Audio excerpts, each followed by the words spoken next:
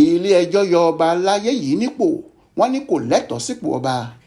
Ilé-ẹjọ́ gíga tó fìkàlẹ̀ sílùú Oǹdó ti yọ ọba Lawrence Babájídé Olúwọlé gẹ́gẹ́ bí Olú Òkè tí ìlú Òkè Igbó níjọba ìbílẹ̀ Ilẹ̀ Olújì Òkè Igbó.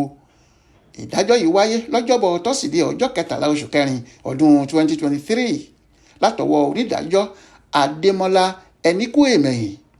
Inú oṣù kẹrin ọdún 2018 ni ọba Babájídé gba ọ̀pá àṣẹ gẹ́gẹ́ bí Olú Òkè tìlú Òkè Igbó ní Òkè Igbó tuntun lẹ́yìn bí ọdún 11 gbáko tí orí àpèrè ọ̀hún ti ṣófo.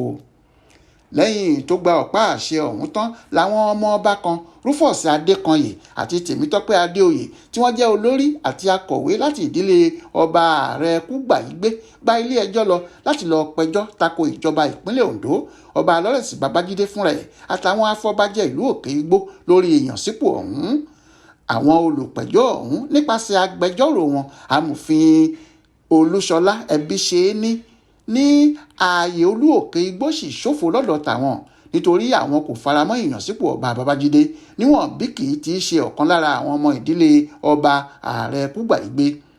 Nígbà tó ń gbé ìdájọ́ rẹ̀ kalẹ̀, onídàájọ́ Adémọ́lá Ẹnikúèmẹyìn ní ètò oyè jíjẹ nílùú Òkè Igbó ní ìlànà tí wọ́n gbọ́dọ̀ tẹ̀lé ní ìbámu pẹ̀lú òfin ìpínlẹ̀ Oǹdó ti ọdún 2006. Ó ní ìlànà yíyan àwọn ọmọ oyè kò gbọ́dọ̀ kọjá àwọn ìdílé 5: Odò Ẹlẹ́yọwó, ààrẹ Kúgbàyígbé, Kuole Ọlọ́jẹ̀, Adérìn Ọlọ́gbẹ́nlá àti Ajíbìkẹ́ Adédìméjì tí gbogbo wọn jẹ́ ọmọ ọkùnrin. Ó ní ọmọ ọkùnrin tó bá wá láti ìdílé ọba ààrẹ Kúgbàyígbé nìkan ni wọ́n lẹ́tọ̀ọ́ láti jẹ́ ọmọ oyè.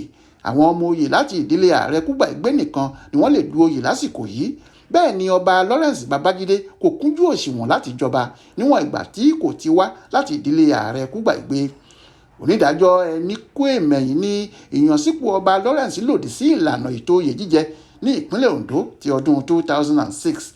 Ó wá pàṣẹ fáwọn afọbajẹ láti bẹ̀rẹ̀ ìgbésẹ̀ yíyan ọmọ oyè míì tí wọ́n sì gbọ́dọ̀ ránṣẹ́ pé ìdílé àwọn olùpẹ̀jọ́ láti fa ọmọ oyè kalẹ̀.